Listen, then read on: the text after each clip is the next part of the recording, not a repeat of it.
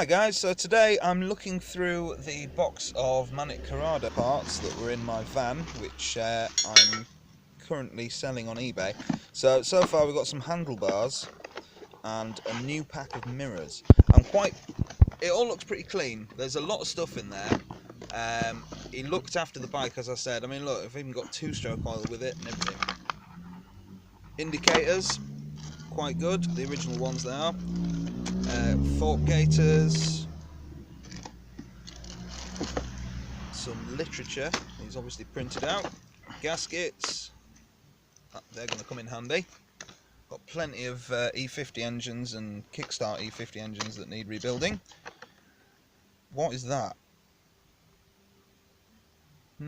Okay, that looks like some kind of spark plug tester type thing to let you know how it looks like sort of a clear spark plug. You can see how ignition's doing, and it means something to do with how much it's running, I don't know. Tyre spoons, we've got a faulty relay box, which is useless. More, oh nice, yeah, more gaskets. More indicator bits, I think some of them fell out of the pack. And this is a spare carb, which is nice. I'm sure I can find a use for that. It's one of these weird square bings, and it presumably says somewhere on it what size it is. Come on.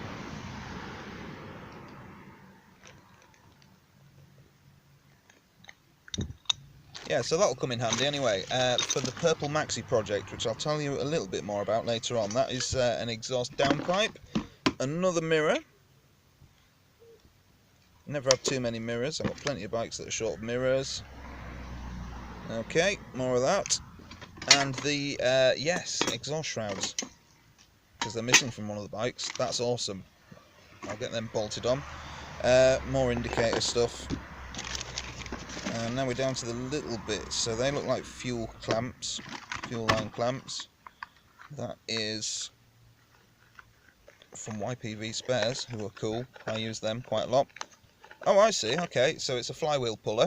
I've already got a couple of them, but you can never have too many.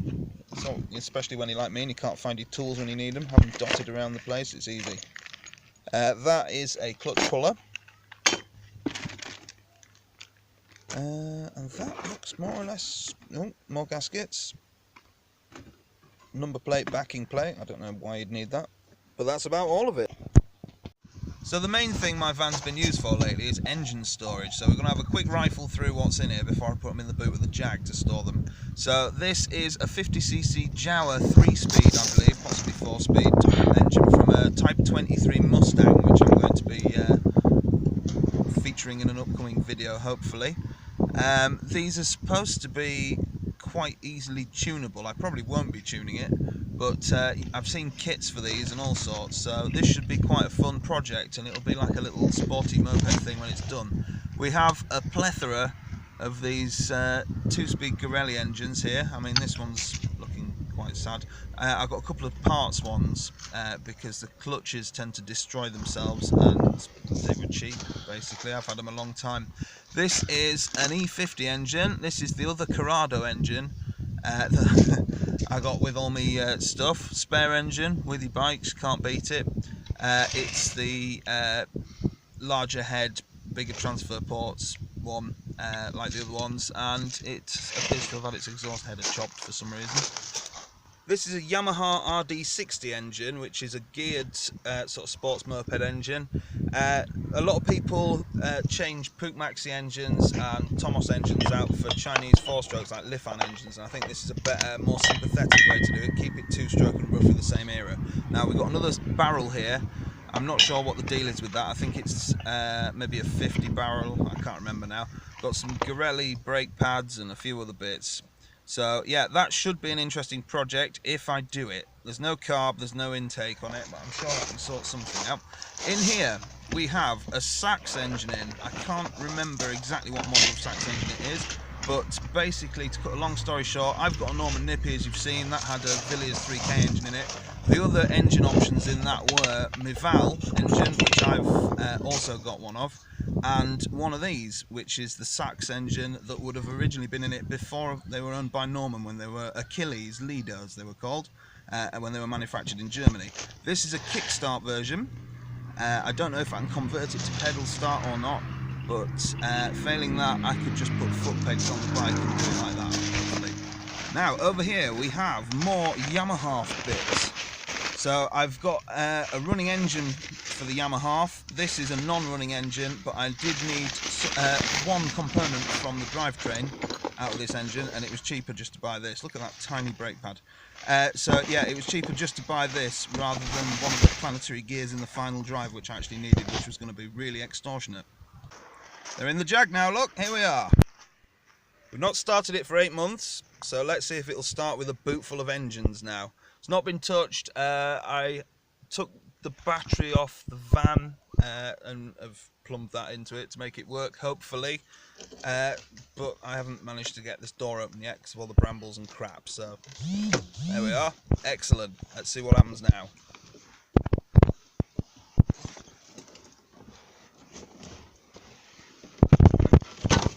Very undignified.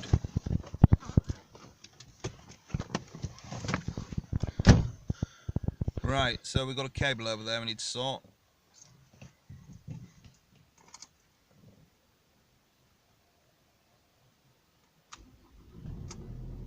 What a beast! Right, let's get that cable out of the way and then see if it can back off. That is manky. Would you look at that? I think if I do get it back on the road, I'll be getting a new gear knob, because that one I think is beyond redemption. Stereo, not so much. I'll show you a trick with that in a minute. But in the meantime, let's see if we can 0121.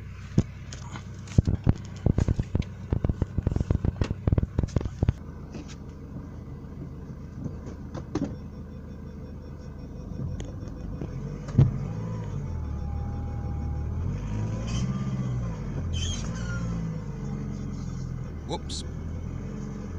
There's a extension lead going under the bonnet. I best go and take that out, really. That's when I had the battery charger in there before.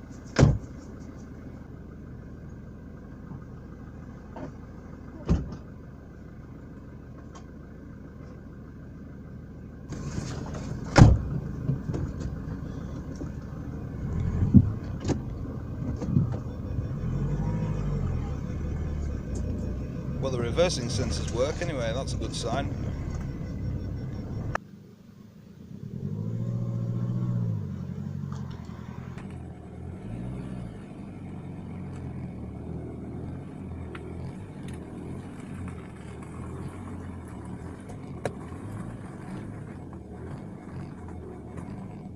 Okay, so what's wrong with this stereo?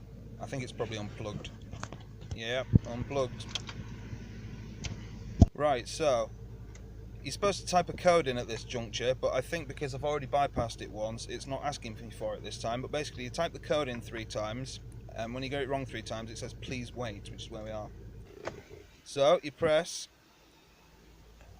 the right arrow, AMEM, and PTY, I think it is, all together, and there you are.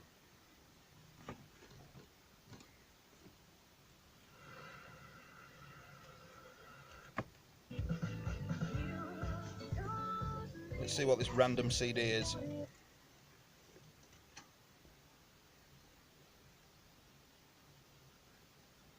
Labyrinth, come in.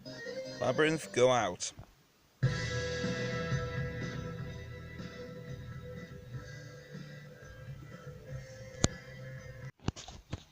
So I suppose I might as well show you the filth that's accumulated on this vehicle since it was last parked up, which was 8 and a bit months ago. I think it was last December. So up until that point, it had been stood for 2 years, didn't really get particularly mucky, but now it's got algae and everything all over it. I mean, look at that boot lid. That is just rancid. So I think I'm going to give it a bit of a wash in a minute. Purely because I'm sick to death of watching it fester out of my kitchen window. Look at that. There's more accumulated shite on the side that faces the house. And if I'm not very much mistaken, yeah, we've got actual moss growing on the window seals as well, which is never a good sign, is it? Car's actually alive now. Right, so we're going to have a quick look underneath and see what the sills are like. I've already poked a hole in the inner sill there, so they're not looking good. I think if this thing's going to go back on the road, I'm going to have to learn to weld. Let's see if we can get any more off. This is the handle from the jack I'm using. That is unfortunate, isn't it?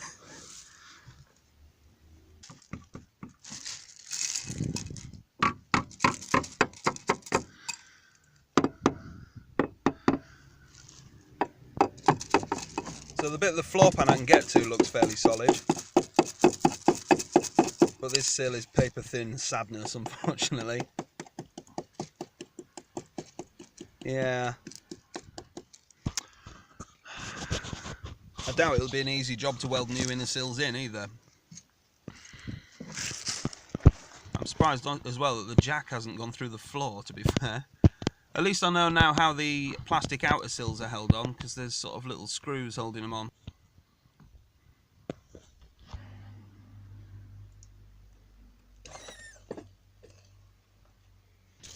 Here she is after a bath. I didn't have anything to wash it with, so I just used an old t-shirt and water, but it seems alright.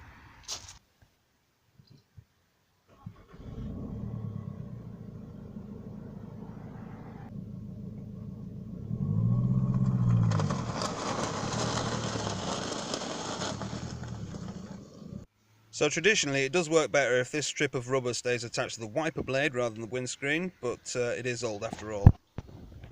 So, cast your mind back. Do you remember my old purple Maxi frame, which I cleaned the rust out on in a previous video?